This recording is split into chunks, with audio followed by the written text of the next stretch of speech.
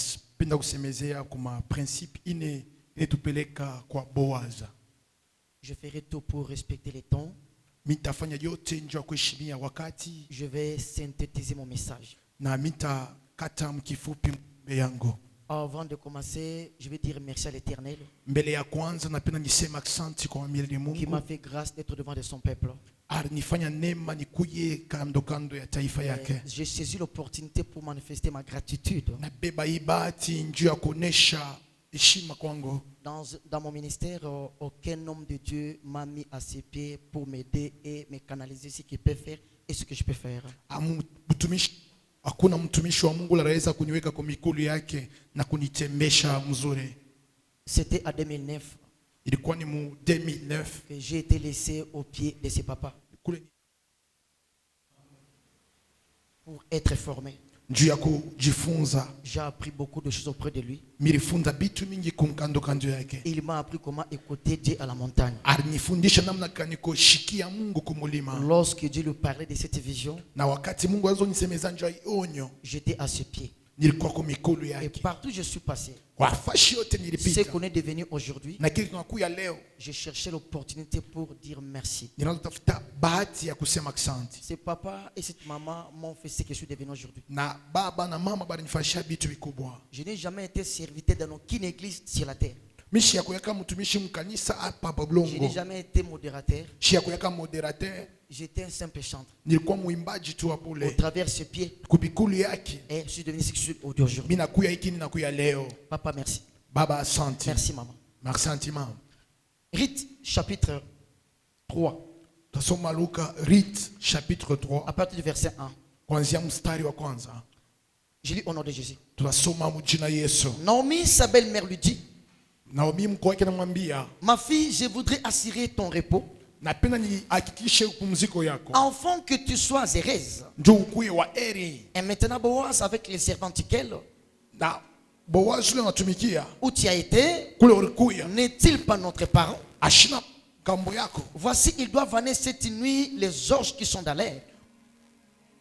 Voici, il va vanner, il va travailler cette nuit les orges qui sont dans l'air. Ah, leo magharibi atatumika. Principe, Principe ya kwanza, lave-toi. imani. Deuxième principe, Ya pili, oins-toi. Deuxième principe, oins-toi. Premier principe, lave-toi principe ya kwanza imani. et oins-toi. Na Upakane mafuta, ujipakane puis mafuta. remets tes habits Na vala manguo yako. et descends à l'air. Na shuka Tu ne te mkani. feras pas connaître à lui Hautajionesha kwake. jusqu'à ce qu'il ait achevé de manger et de boire. Na mpaka pale ataji yeye mwenyewe kukushukia. Et quand il ira se coucher, Na fasha tena kulala. observe le lieu où il se couche. Garia fasha talala. Ensuite, va, découvre ses pieds Na wendo kafunune mikulu et yake. couche-toi. Na we lala. Il te dira le même ce que tu as fait. Atakwambia yote ulifanya. Rite dit: je ferai tout ce que tu as dit. Rita nasema mimi nitafanya yote ulisema. 2 Samuel 12, verset 20. Un seul verset. 2 Samuel 12 verset 1. 2 Samuel 12, verset 20, pardon. Verset 20. 2 Samuel 12 verset 20. Je lis au nom de Jésus. Neisoma mjina Alors Yesu. David se leva de terre. David analamuka. Il se lava. Anenda. Il soignit Anasema et changea de vêtements. na badilisha mavazi. Puis il alla dans la maison de l'Éternel Anenda munyumba wa milele. et se prosterna. Na akatwanga magoti. On acclame, on peut se rasseoir. Tunashangilia na tunaweza kuikala. En Israël, il y avait une ville qu'on appelait Bethléem. Or, Bethléem signifie la maison de pain. C'est la ville prophétique sur laquelle Jésus allait naître. Là, il y avait un homme qui s'appelait Elimelech. Sa femme s'appelait Naomi. Ils avaient deux fils. L'un s'appelait Kiljon et l'autre s'appelait Machelon. À un moment donné, il y avait la famine qui a frappé la ville. Bien que son importance ou sa signification. Cet homme Elimelech qui s'est décidé de quitter Bethléem pour aller séjourner, chercher la vie dans le pays des Moab. Or, d'après la loi, Dieu n'a pas permis la cohabitation entre les Moabites et les Israélites. Cet homme alla dans cette ville. La Bible dit qu'ils ont resté pendant 10 ans. La loi a frappé. Elimelech était mort. Naomi est restée avec ses deux fils. Elle a épousé 2 femmes moabites à ses fils. Dieu n'a pas permis que ce fils puisse avoir des enfants avec les Moabites. Parce que dans Deutéronome chapitre 23, à partir du verset 2, la Bible dit que celui qui est né d'une union illicite n'entrera pas dans l'ensemble de l'Éternel. Les Moabites et les Ammonites ne peuvent pas entrer dans l'ensemble de l'Éternel. Et la loi a frappé. Et à un moment donné, les 2 fils de Naomi étaient aussi morts. Elle reste veuve, privée de son mari et de ses 2 fils. Et les 3 veulent habiter dans une même maison. Naomi a appris que Dieu a visité Bethléem avec l'abondance du pain. Elle s'est décidée de retourner. Pendant qu'elle retournait, ces 2 belles filles l'accompagnaient. Elles sont arrivées quelque part. Naomi dit, retournez chacune de vous dans la maison de son père et que Dieu vous accorde des repos dans la maison de Marie. Orpa a baisé Naomi et elle est retournée. Mais Ruth était restée. Naomi dit à Ruth, toi aussi tu peux retourner, car c'est à cause de vous que je suis dans cette malheur. Ruth va dire à Naomi, ne me presse pas de te quitter, ne me chasse pas loin de toi, car là où tu iras, j'irai avec toi. Là où tu mourras, je mourrai et je serai enterré. Ton Dieu sera mon Dieu et ton peuple sera mon peuple. Lorsque Naomi a écouté ce que Ruth disait, elle a compris que c'est toute une alliance que cette femme faisait avec elle. Bien qu'elle est sortie d'une famille de l'inceste, bien qu'elle est sortie d'une famille qui était maudite par l'Éternel, une famille où on ne pouvait pas se cohabiter avec les Israélites, mais à cause de l'alliance, ce jour-là, si Naomi avait osé de continuer à frapper Ruth sur place, Dieu allait tuer Naomi. Parce qu'on ne bloque pas avec l'alliance. L'alliance est plus forte que la loi. Quand on dit que ton Dieu sera mon Dieu, c'est-à-dire qu'elle cesse d'appartenir au Dieu de son pays, au Dieu de l'inceste. Elle se décide d'appartenir au Dieu d'Israël. Quand tu dis que ton peuple sera mon peuple, on comprend qu'elle a changé la nationalité. Elle cesse d'être moabite, elle va devenir israélite. Là où tu iras, j'irai et j'y mourrai. C'est que je voulais ouvrir une parenthèse parce que je cours derrière la montre. Dans l'église, Dieu place un homme. Et cet homme a l'image de Naomi. Nous, le peuple, nous sommes comme des rites. Quand nous sommes assis à l'église, parce qu'il y a une Naomi qui va nous préparer, afin qu'un jour, nous nous retrouvions au pied de Boaz. On ne peut pas laisser Boaz sans passer par Naomi. Or, Boaz, c'est la préfiguration de Jésus-Christ de Nazareth. Cet homme est l'image de Jésus-Christ qui donne le véritable repos. Mais il faut passer par Naomi. Là, nous comprenons par là que tu dois faire l'alliance avec Naomi, afin qu'un jour, qu'elle ait du repos et qu'elle entre auprès de Boaz. Église, écoutez-moi très bien. Un jour, David était chassé. Il fuyait son fils, Absalom. Il y a un homme qu'on appelait Itaï. Il était un Philistin. Il s'est attaché à David. Il dit, moi, je suis chassé du pouvoir. Toi, tu es étranger, tu peux rester. Ne me suis pas, car je ne sais pas où je vais. Je ne sais pas où est-ce que je vais habiter. Cet homme dit à David, écoutez, ne me chasse pas loin de toi, bien que je sois étranger. Partout tu iras pour mourir ou pour vivre, je serai avec toi. Lorsque David a écouté, il a compris que cet homme, ce qu'il a déclaré, c'est toute une alliance. Et si David le chasse, Dieu va le frapper. Si tu es une rite, restez au pied de Naomi. Naomi qui connaît les chemins qui mènent vers Boaz. C'est pourquoi un jour, j'étais dans la ville, à cette année-là, on est parti à la montagne. J'ai vu un groupe de gens qui priaient. Les gens qui s'étaient opposés à ces papas. Ils nous ont critiqués. Ils nous ont injuriés. Dans cette ville, on nous a traités de tous les maux. On était restés pieds. Peu de personnes à ses pieds. Et tous étaient partis. Qui aurait écrit après les années, nous serons dans ces bons cadres. Église, écoutez-moi très bien.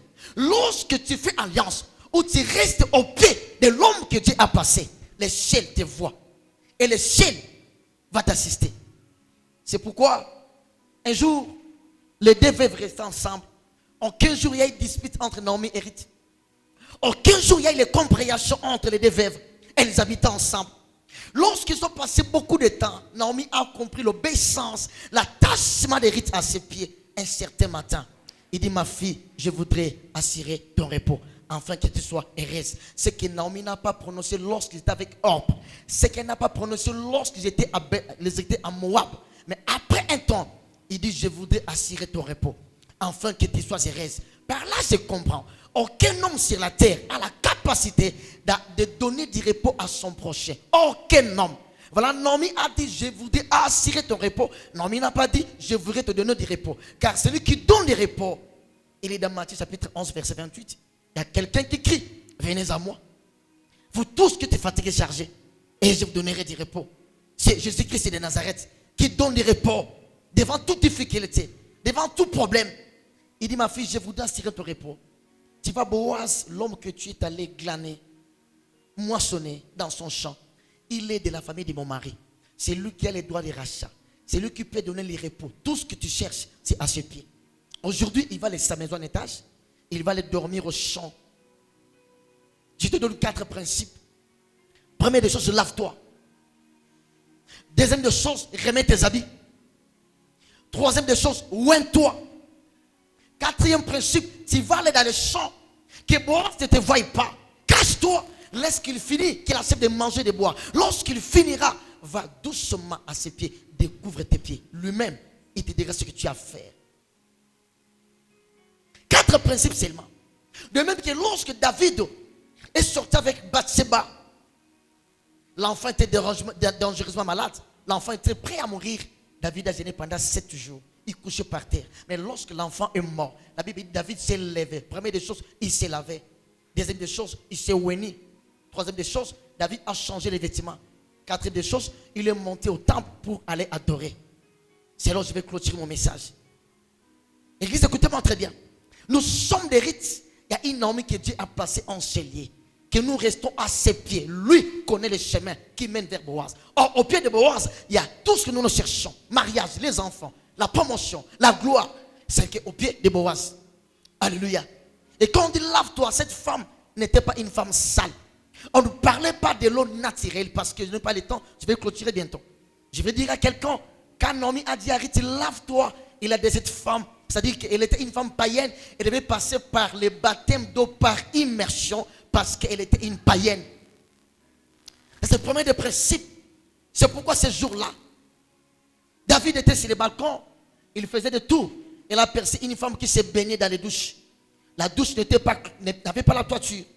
La Bible dit David est tombé avec cette femme-là parce que la femme s'est lavée avec de l'eau. Je parle dans un langage spirituel. L'eau comme la parole de Dieu.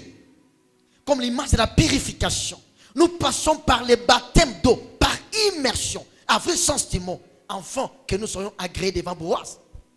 Et deuxième des choses, l'eau comme la parole de Dieu. Elle était dans les Moab. Elle avait la parole de leur Dieu. Elle allait avoir totalement sa vie dans la parole pure. La parole de Dieu d'Israël. Élie arriva devant la femme de Sarepta, la veuve. Elle lui dit, donne-moi de l'eau à boire. Malgré elle était veuve, malgré la pauvreté, malgré le temps, ce que Élie a cherché l'eau auprès de cette femme. Maman, papa, écoute-moi très bien. Malgré le temps qu'on peut traverser, on ne peut pas manquer la parole. Alléluia. Deuxième des choses, elle dit, oins-toi. Nous voyons l'huile comme le symbole du Saint-Esprit. Baptême du Saint-Esprit. Dans Marc, chapitre 1, verset 8, Jean-Baptiste a dit, moi, je vous baptise d'eau, mais celui qui vient après moi, il est plus puissant que moi, il vous baptisera du Saint-Esprit. Voilà, lorsque Jésus vient, il dit aux apôtres, ne vous allez pas de Jérusalem, restez-y, jusqu'à ce que vous respectez ce que le Père vous a promis, car Jean a baptisé d'eau, vous l'appelez du temps, vous serez baptisés du Saint-Esprit. Quand on va dans le livre de Jean, le livre des rois, chapitre 4, la Bible dit, il y avait une femme de fils des prophètes. Le mari était mort, a laissé 2 enfants. Le créancier est venu dire à cette femme, ton mari a laissé des dettes, moi je prends tes 2 fils, ils seront mes esclaves, à la place de la dette. La femme a crié, elle est partie chercher Élisée. Elle dit, oh mon Seigneur, aie pitié de moi. Élisée a dit, qu'est-ce que tu as? Il dit, voici mon mari servait l'Éternel. Mon mari craignait l'Éternel, mais en mourant, il avait la dette de quelqu'un. Le créancier est venu. Il dit, paye mes dettes. Comme tu n'as quoi payer, il veut prendre mes fils pour qu'ils soient ses esclaves. Élisée a regardé la femme. Il dit, malgré que tu es veuve, malgré que tu manques tout, qu'est-ce que tu as dans ta maison? C'est la question qu'on pose ce matin. Qu'est-ce que tu as dans ta maison? Tu cherches beaucoup de choses. Nous cherchons plein de choses, mais on nous pose la question, qu'est-ce que tu as dans ta maison? La femme a répondu, je n'ai rien qu'un vase d'huile. Mon mari est mort, mais dans la maison, il y a un vase d'huile. Élisée dit, va chez les voisins, demande beaucoup de vases vides chez tous tes voisins. Entre dans la maison, enferme-toi avec tes enfants. Tu prendras le vase qui est rempli d'huile, tu vas commencer à te verser dans le vase qui est vide. Et voilà ce que tu feras. La femme entre dans la maison. Elle demandait beaucoup de vases chez les voisins. Elle fermait la porte. Elle dit à son fils, donne-moi un vase. Le fils présentait le vase à sa maman. La maman prenait le vase qui était rempli. Il déversait dans le vase qui était vide. Jusqu'à un moment, il dit à son fils, donne-moi encore un autre vase. Le fils dit, maman, il n'y a plus de vase. La Bible dit, l'huile s'arrêta. Mais le vase qui était rempli ne s'est jamais épuisé. L'huile a continué à rester plein dans ce vase. Qu'est-ce que cela signifie? C'est l'image d'une église. Je serai simple dans mon explication pour gagner le temps. Cette femme-là représente l'église. Les deux fils, c'est Israël et les nations. Et dans l'église, il y a un seul vase rempli. Nous, notre tâche des adorateurs, de quitter ces lieux, aller ailleurs. Parce qu'ailleurs, il y a beaucoup d'églises, il y a beaucoup de maisons où il y a des enfants de Dieu, comme des vases qui n'ont jamais été remplis. Je dis à quelqu'un, il y a certains serviteurs de Dieu qui n'ont jamais reçu le Saint-Esprit. Il y a certaines églises où le Saint-Esprit n'a jamais été invité. Il y a certains prophètes qui n'ont jamais salué le Saint-Esprit. Tous ceux qui sont dans ces églises-là, ce sont des vases vides. Ce sont des vases vides. Allons chercher ces vases-là. Amenez-les ici. Parce qu'ici, il y a un vase rempli. Dieu a placé un homme qui est un vase rempli. Nous quittons l'église. Allons ailleurs. Cherchons les vases vides. Amenons-les ici. Lorsque nous allons venir ici, lui, le vase qui est rempli, il va commencer à se déverser dans ce vase-là. Afin qu'il soit rempli.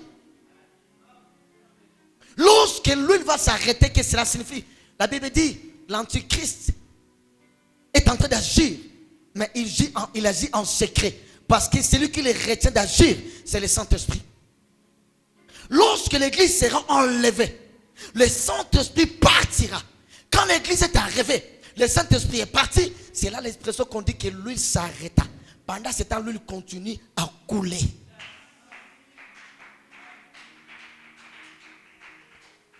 Troisième principe, Naomi dit à Ruth, remets tes habits. Je cours derrière la montre. Les habits qu'on parle ici, ce sont les œuvres et les comportements. Apocalypse chapitre 1. Chapitre 15, verset 17, la Bible, 15, verset 16, la Bible dit, voici je vais comme un voleur, et celui qui veille et qui garde ses vêtements, afin qu'il ne marche pas nu et qu'on ne voit pas sa honte. Voyez, Dieu a dit à Abraham, à Moïse, pardon, dans Exode 19, il dit, je descendais sur le mont Sinaï pour parler avec toi. Prépare ces peuples aujourd'hui et demain. Le troisième jour, moi, Dieu, je viendrai. Mais dis-leur qu'ils changent leurs vêtements. Dieu n'a pas parlé des vêtements que nous nous portons. Dieu a parlé des comportements. Dieu a parlé des œuvres. Qu'ils changent leurs vêtements. Voilà une Naomi qui te dit ce matin, change les comportements, change la nature, remets tes habits. Et ça n'a pas si ils sont allés dans les mariages avec les anciens habillements. Il prend les comportements des chefs du quartier dans sa valise. Les mauvais comportements de sa famille dans la valise. Il va ramasser les mauvaises habitudes du quartier dans sa valise. Il va dans les mariages. Parce qu'ils sont partis avec l'ancien habillement. Changeons les comportements. Laissez la femme d'autrui. Laissez les maris d'autrui. Laissez la corruption. Laissons les péchés. Marchons dignes dans la parole de Dieu. Dans la sainteté. Dans la sanctification. Alors, on sera agréé devant Boaz. Si tu ne changes pas les vêtements, Boaz ne t'agrée pas.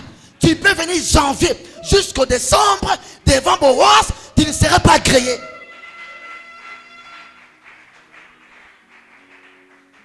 Il faut écouter Naomi qui te dit, change tes vêtements.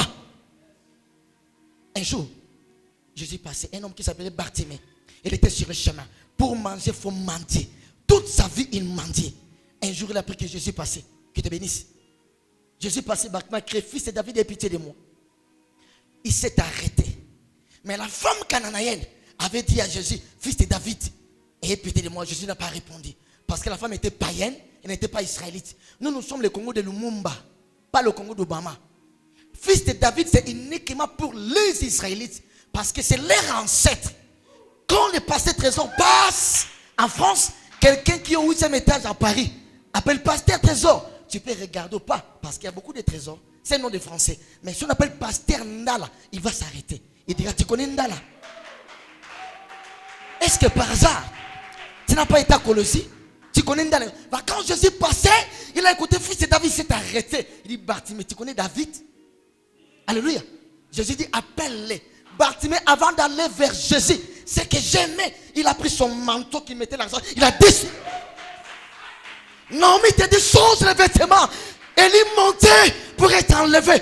Élisa dit, donne-moi double pension. Elle dit, si tu me regarderas quand je serai monté, tu l'auras ça. Quand il est monté, il y avait la tourbillon, la poussière qui montait. Mais Élisa est obligé d'ouvrir les yeux. Ouvre tes yeux, regarde ce que ton père fait. Dans les difficultés, un jour, il va changer ta nature. Quand il est monté, il a fait laisser son manteau. Élisa a ramassé le manteau d'Élie. Oh, en allant, ils ont traversé le Jourdain. Jourdain ne connaît pas Élisée. Jourdain connaissait Élie. Jourdain connaît Élie. Élie a pris son manteau, il a frappé. Jourdain était déchiré les pattes. Au retour, Jourdain était renfermé. Comment traverser? Ce que je mets. Élisa va prendre le manteau d'Élie. Il a pris son manteau. Il a déchiré l'ancien manteau. Après de prendre le manteau d'Élie, de porter. On ne peut pas porter le manteau d'Élie sur l'ancien manteau. Mais à traversant, les jours étaient rassemblés. Élisée n'a pas dit où est mon Dieu. Il a dit où est le Dieu de mon lit, Élisée. Où est le Dieu de mon père Élisée. Voilà. Où est le Dieu de Ndala. Parce qu'il y a un mot de passe pour que les Judas écoutent. Oh, Judas Zamout. Judas c'est un homme. À la traversée lors de Josué. Dieu a dit à Josué, ramasse 12 pierres, construis l'autel. Il a fait l'autel de 12 pierres. L'eau est retournée. L'autel Ouana. Ils sont partis. Après les années, Naaman va aller dans le Jourdain. Tu vois. Mais en retour, Jourdain ne connaît pas Élisée. Jourdain connaissait Élie. Connaissait Élie. Lorsqu'il a frappé, le Jourdain était déchiré. Élie a traversé. Je vais clôturer. Remets les habits. Changeons le comportement. Laissons les péchés. Abandonnons l'ancienne vie. Et dernière des choses. Naomi va dire à Ruth, ma fille, va découvrir les pieds de Boaz. Comment on peut découvrir les pieds d'un homme comme Boaz? Un homme qui était riche, de haute classe. Il va quitter sa maison en étage pour aller dormir au coin du champ. De la même que Jésus-Christ qui va quitter le trône. Il va descendre pour aller dormir hors du camp. Les ciels comme l'être saint. Israël comme lieu saint. Et il est parti au Golgotha comme le parvis. Il va le passer la nuit là-bas. Ruth va partir. J'appelle quelqu'un. Donne-moi une chaise. Je clôture. Une chaise. Une chaise.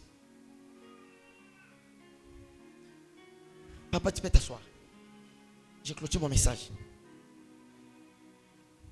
En Israël, ôter les chaussures, c'était un symbole de capacité. Quand le grand frère est mort, il laisse sa femme. Et c'est le petit frère qui va prendre la femme de son grand frère, afin de l'épouser par droit de beau frère. Alléluia. Et si le beau frère refuse d'épouser la femme de son grand frère, parce que moi, cet enfant portera le nom de celui qui était mort, afin que son nom ne soit pas effacé en Israël.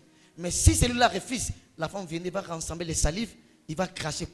Il dit, ta maison sera la maison des déchaussés parce que tu es incapable. C'est pourquoi lorsque Dieu va envoyer Moïse pour aller libérer Israël, sur le buisson ardent, ce n'est pas ce que les gens de Kimbangu font. Ils sont dans l'erreur.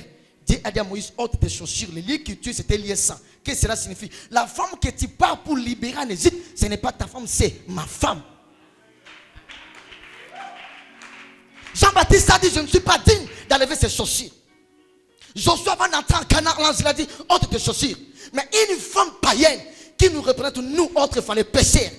Autres femmes, nous sommes sortis dans des familles de l'inceste. Nous allons découvrir les pieds de Boaz. Or, dans le livre de Romains, chapitre 16, verset 20, apôtre Paul dit, l'Éternel écrasera bientôt la tête du serpent, le diable sous vos pieds. Alléluia. Écoutez-moi l'église, j'ai clôturé mon message. Quand on voit les pieds, apôtre Paul dit la chaussure, ce n'est pas l'évangile, c'est les ailes qui donnent l'évangile de paix. Mais Ésaïe chapitre 52 verset 7, il dit qu'ils sont beaux sur les montagnes, les pieds des élus qui montent pour annoncer la parole de Dieu.